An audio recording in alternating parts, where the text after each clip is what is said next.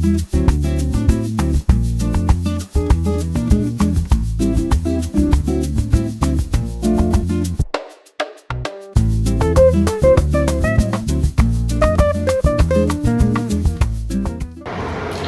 everyone! Papunta kami right now ng Nuvali or Tagaytay. So hindi ko alam. Let's see. Tsaka may nadaanan din kami something.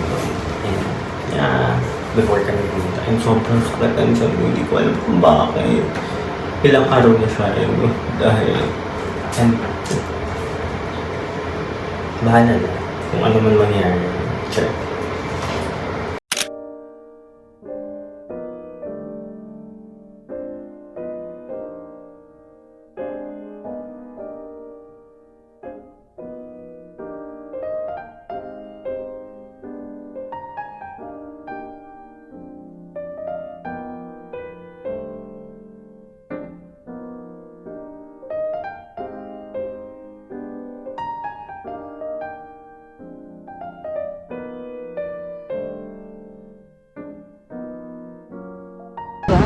So we're here sa may Merville, Woodsville. And nag-check kami ng place since this is a journey, you know. Gonna, how do you call this? I-ano ko to, i-video for memories. And yeah, the vibe, everything, very good.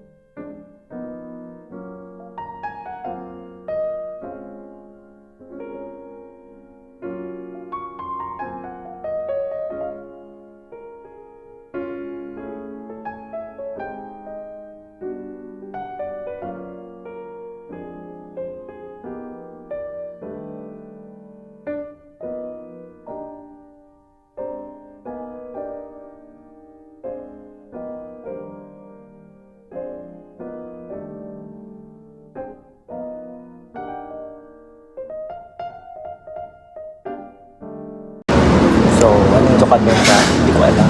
Harapan lang siya ng cafe at the day. Doon lang yan sa sa Lake Cafe Source First Coffee.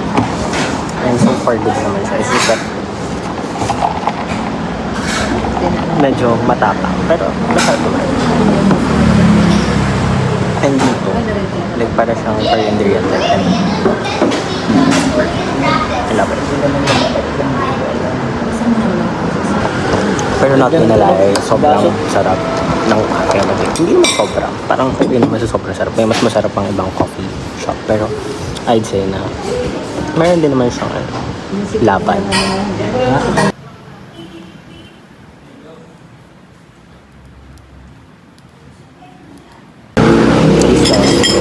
Na maingay yung kalsada. Pero dead man.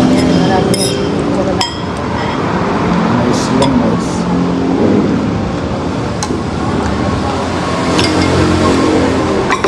Lahat na lang masarap sa akin. Whatever. Rice. Di ba sabi ko kanina masakit sa ko? Ngayon hindi naman siya masakit. Actually, hati niyo yung puto.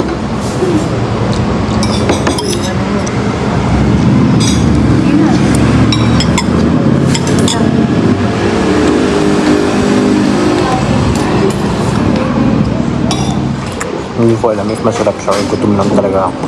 Correct.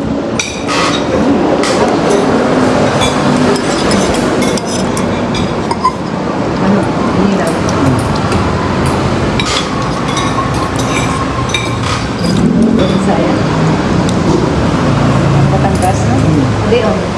Hindi. Ito ang reason bakit hindi ako makain ng kinilaw.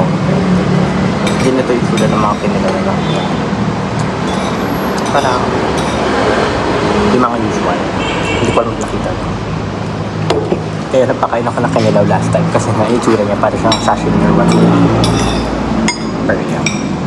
That's my first time actually na kumain ng kinilaw. Whatever.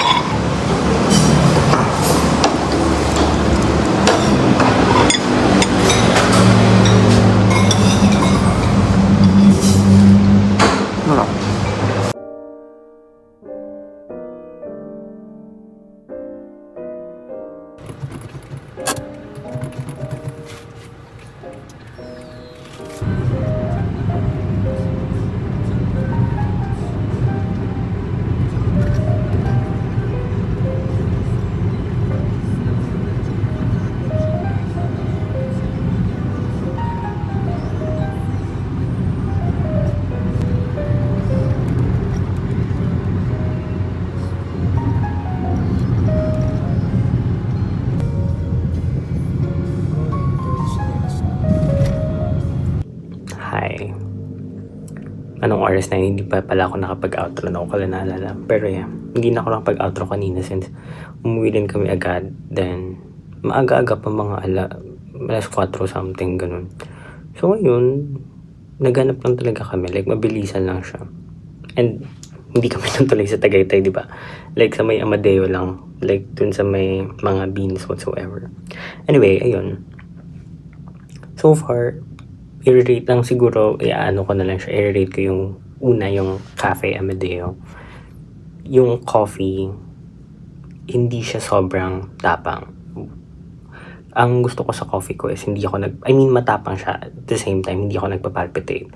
Meron ako mga coffee na natitigman, regardless if matapang siya or not. Hindi talaga ako nagpapalpitate or what. And Cafe Amadeo is one of those. And yeah, good siya.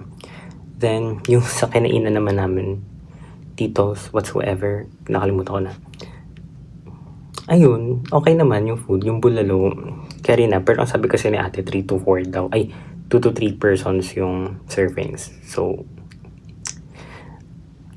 yeah, kaya naman na. Then yung tapa, one ko kasi sa tapa is yung medyo maalat-alat na tuyo, ganon. Nung una, pero na-realize ko, feel ko kasi gutom lang ako that time. Matamis siya.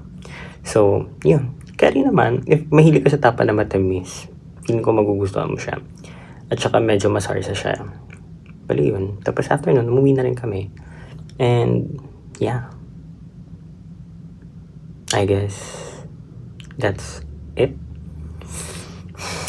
Walang kwentang vlog na naman to. And, wala. Eme lang siya na. Alam mo, next time iniisip ko, kailangan ko na talaga may tripod or what.